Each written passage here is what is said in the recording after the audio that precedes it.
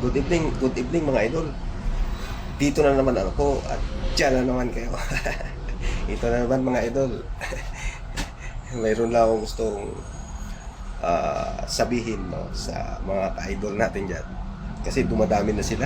Dumadami na ang mga vlogger. Vlogger na talagang ang isinisigaw ay ang pinakamagaling nilang leader noong 2016 pa. Kaya gusto nilang pababain ang Pangulo ngayon dahil mayroon silang gustong ipalit na napakahusay daw na leader.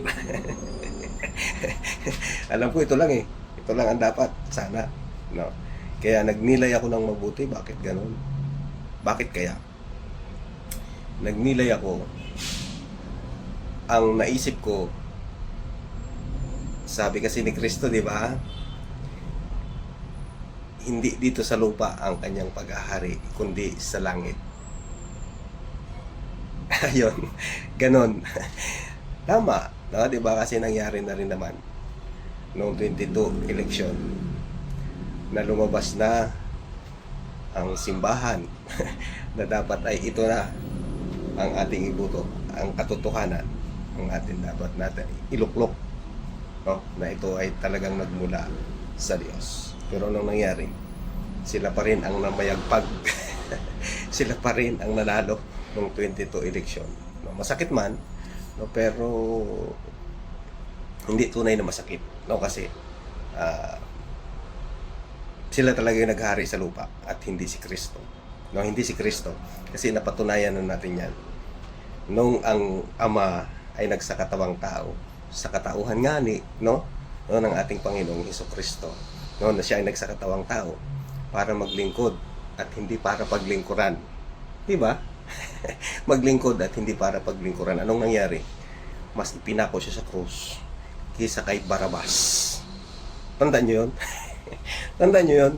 No? Kaya nga, mas lalong tumitibay ang ating pananampalataya na tunay na itinatag ni Kristo ang simbahan. No? Dahil ngayon, halos itakwil na rin ang Espiritu Santo. Wala na si Kristo. Espiritu Santo na sa panahon natin ngayon.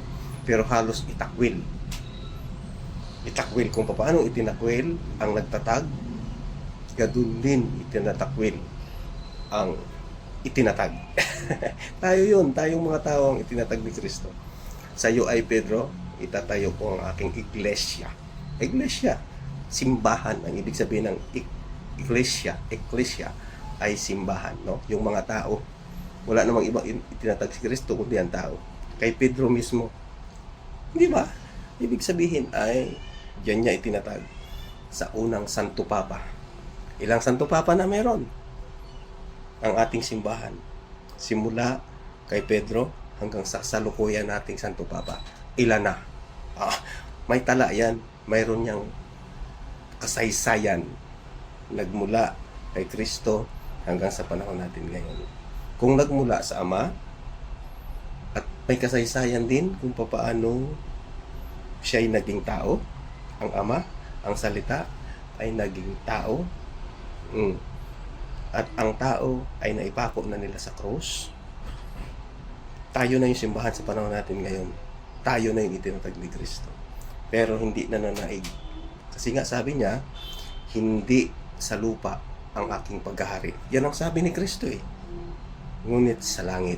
No, kaya nga, nasa sa iyo na lang kapatid. Nasa sa iyo na lang. Kung papanig ka pa rin sa kasamaan. Dalawang bagay lang. Dalawang bagay lang. Si Kristo o ang Diablo. O sapagkat nung si Kristo, mas pinili nila si Jesus. Ay si Jesus na ipako sa krus at si Barabas ang palayain na tunay na magnanakaw. Tunay na magnanakaw ang kanilang pinalaya at ipinako sa krus si Jesus na naglingkod. No, ito'y katulad ng puso ni Jesus. Wala itong confidential fund. Wala. Pero inayawan.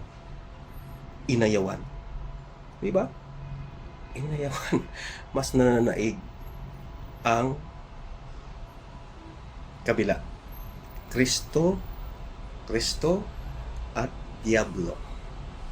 Dalawang bagay lang palagi yan. No? At nasa sa iyo na lang kung kanino ka papanig. Nasa sa iyo na lang, kapatid. Bahala ka na. Bahala ka na. Sapagkat tunay na akala ninyo ay kayo ay nanaig noong 22 eleksyon, panalong panalo, talo pa rin kayo sapagkat si Kristo ang totoong Diyos at hindi ang inyong Diyos-Diyosan. Yan, malinaw yan. Minura niya ang Diyos, minura niya ang alagad ng Diyos, ang Santo Papa. Yung mga vlogger na magagaling na sinasabi ninyong mahusay, magaling na leader ninyo, ayan, magaling ba yan? Magaling ba yan? O, bahala na kayo. Basta, ang sinasabi ko lang ay manalig na kayo sa Diyos na siyang nagtatag ng simbahan kay Kristo mismo na ipinako ng inyong mga magulang sa krus. Bye-bye.